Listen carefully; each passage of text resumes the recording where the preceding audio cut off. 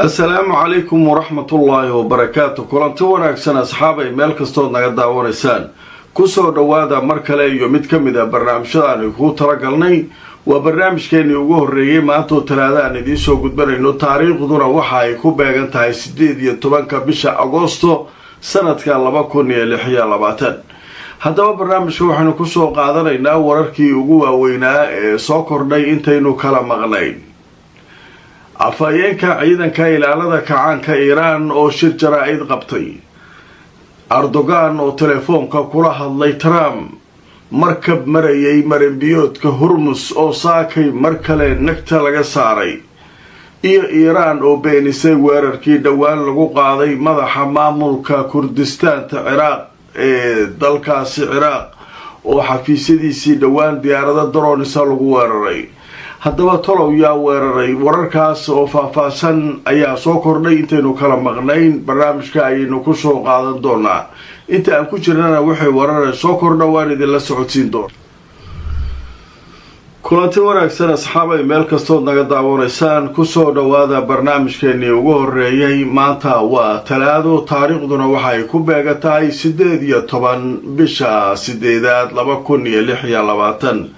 wararkaa soo kordhay intaynu kala maqnayn ayaynu barnaamijkan qaybo muhiima kaga soo qaadan doonaa. haddaba waxaynu ku bilaabaynaa saakay waxaa shir jaraa'id qabtay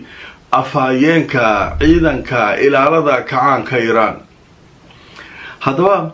dhowr arrimood oo la isla dhex marayay 48 saac ee lasoo dhaafay waxaa ugu weynaa Trump oo yidhi waa inay isdhiibtaa Iran oo calan cad qaadataa. waa saas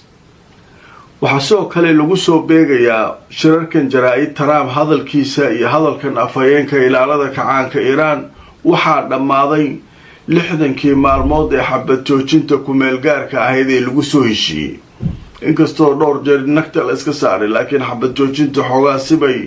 u shaqaysaa la leeyahay. marka laakiin wayba dhammaatay shalay iyo dhammaataa la leeyahay 60 maalmood khalaas waa ku daayeen. hadda wax xabad joojina u dhaxeeya Mareykan iyo Iran oo heshiisa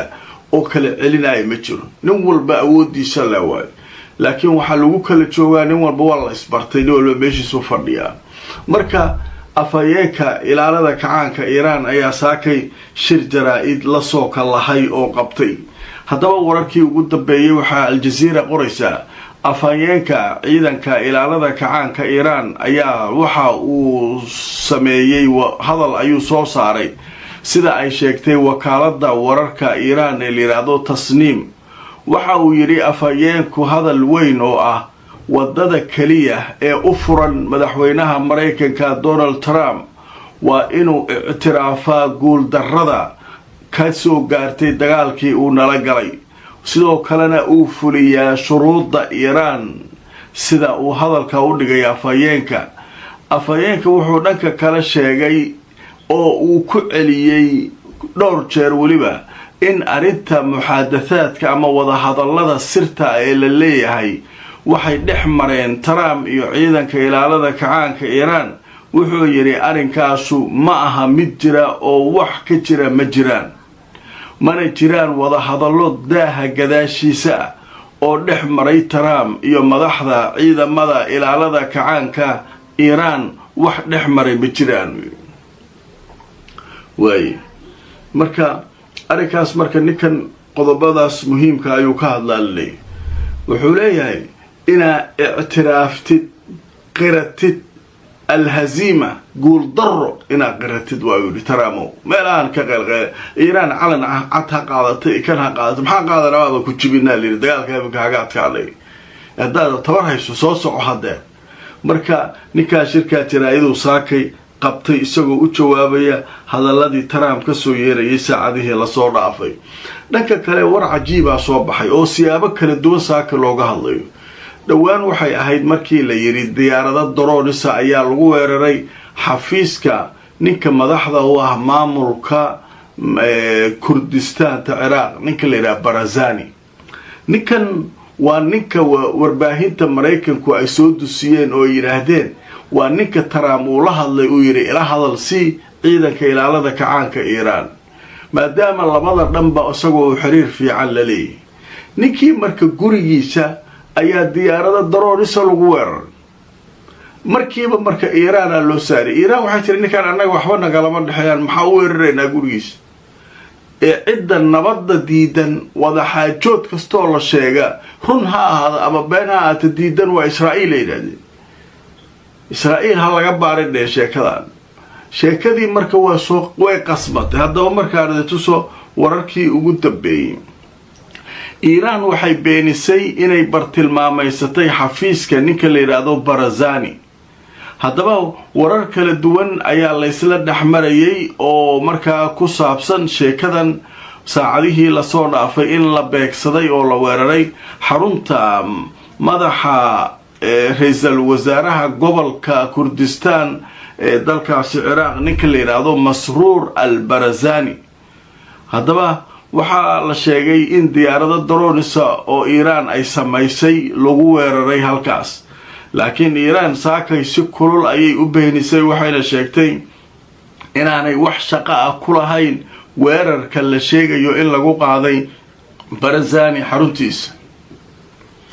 marka barazanigu waa ninka maamul goboleedkan dhankan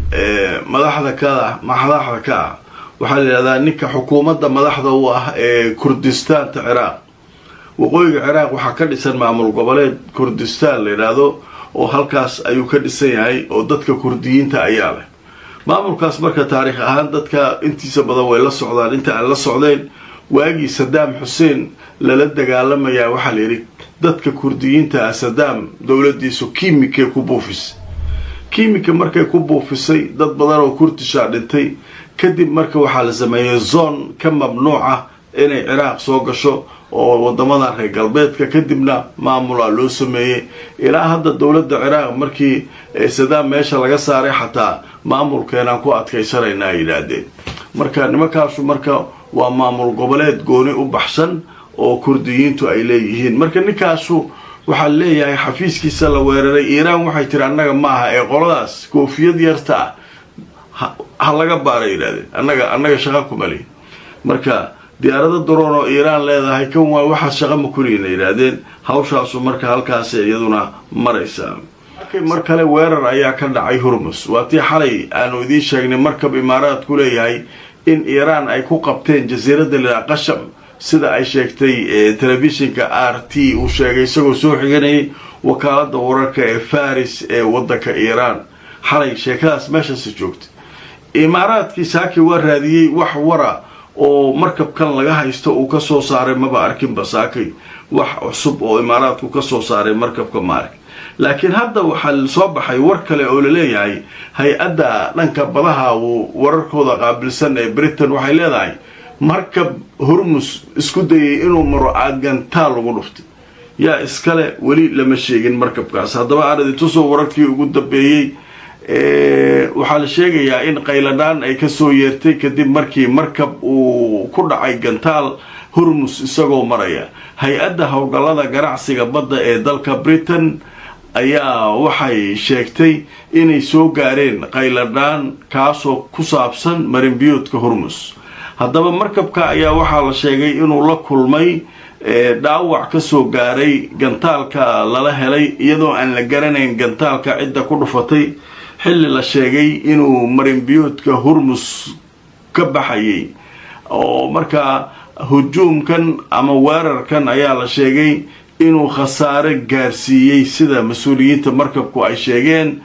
qolka uu ku jiro matoorka markabka waxaana la sheegay in qof ka mid ah shaqaalaha markabkaasi uu isaguna dhaawacmay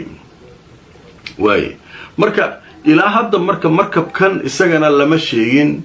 calanka uu sitay cidda iskale shirkadda iskale waxaasoo dhan faahfaahin lagama hayo laakiin marka hore akhbaarta ugu horreysa waaye tan oo la leeyahay markabkaas ayaa dhibaato gaartay isagoo hormus marka qaybta ugu dambaysa ee barnaamijkan waxaynu ku soo qaadanaynaa turkiga ayaa hadda wuxuu isku dayayaa in bal wadaxaajoodyadii iyo wadahadalkii la soo celiyo maadaama 60kii maalmood ee xabad joojintii kumeelgaarka ahayd ay dhammaatay wax kastana ay suuragal tahay inuu turkigu marka toos isagu usoo dhex galo iyadoo Pakistan iyo hawlaheedii ay socdeen isaguna uu hawl kale bilaabo oo yiraahdo wada hadallada iyo wada xaajoodka soo laabta xabad joojin kale isla gaara hawshu sidan bal ha ku sii socoto dagaal kale hadda annagu tabar uma hayno gobolka haddaanahay marka shalay waxaa telefoonka ku wada hadlay wasiiru khaarijiyaha Turkiga iyo midka Iiraan marka wasiirada arrimaha dibadda waxay ka wada hadleen kan Turkiga ayaa dadka wacay Araqji ayuu wacay wuxuu kala hadlayay sidii bal wada xaajoodkii loogu soo noqon lahaa xabad joojintii waqtigeediina loo dheereen lahaa haddaba marka arrinkaas markii ay nimankaas wada hadleen dhanka kale Trump ayaa isaguna waxaa la hadlay ninka la yiraahdo Erdogan marka dhankan Iiraan waxaa loo diray wasiir khaarijiyaha Hakan Fidan ninka la yiraahdo dhankan Trumpna waxaa loo diray Erdogan inuu la hadlo si markaa xabad joojintii bal waqti kale ugu daraano hawshii loo socodsiiyo haddaba aan idin tuso Al Jazeera saaka waxay leedahay xiriir ayaa dhex maray Trump iyo Erdogan sida ay qortay wakaaladda wararka ee Reuters Rajab Tayyip Erdogan madaxweynaha Turkiga ayaa telefoonka kula hadlay madaxweyne Donald Trump iyagoo marka hore ka wada hadlay cilaaqaadka ama xiriirka saaxiibtinimo ee labada dal iyo dagaalada ka socda Iiraan iyo Gaza iyo heshiiskii Makka ee ay isbaaysiga ku samaysteen Turkiga Pakistan iyo Sacuudiga haddaba Erdogan wuxuu gaarsiiyay Trump ahmiyadda ay leedahay in la sii wado wada xaajoodkii kala dhaxeeyay Iiraan waxaana ay Turkigu sheegeen inay diyaar u yihiin inay si buuxda uga qayb qaataan nabadda iyo isu soo dhaweynta dhinacyada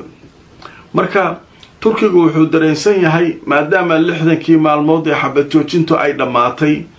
in wax walba ay dhici karaan macnaha markii hore xabad joojintaasu ha iska aato mid tacbaan oo hal la iska dhax gashado jugta la iska geliyo laakiin waxa uun yaalay wax uun lagu heshiiyay laakiin hadda wixii xataa meesha way ka baxeen marka Erdogan wuxuu leeyahay diyaar u nahay inaan ka qayb qaadano inaan idinku sii soo dhaweyno oo aynaan idinku sii deynin Pakistan iyo Qatar iyo kaliya inaan isku sii deyno anaga laftirkeenu diyaar u nahay markan xoog inaan u soo galno marka saasay arinku maraya wada hadal wararkaas ayaa ugu waaweynaa xaaladda bariga dhexe oo aan barnaamijyadeenu aad uga hadalno inta ayaynu markaa kusoo gabagabaynaynaa wixii akhbaaraad iyo warar soo kordhana haddii alla idmo barnaamijyadayda kale ayaan idinkula socodsiin doonaa inta aan mar kale kulmayno meel kastoo aad joogtaan nabadgelyo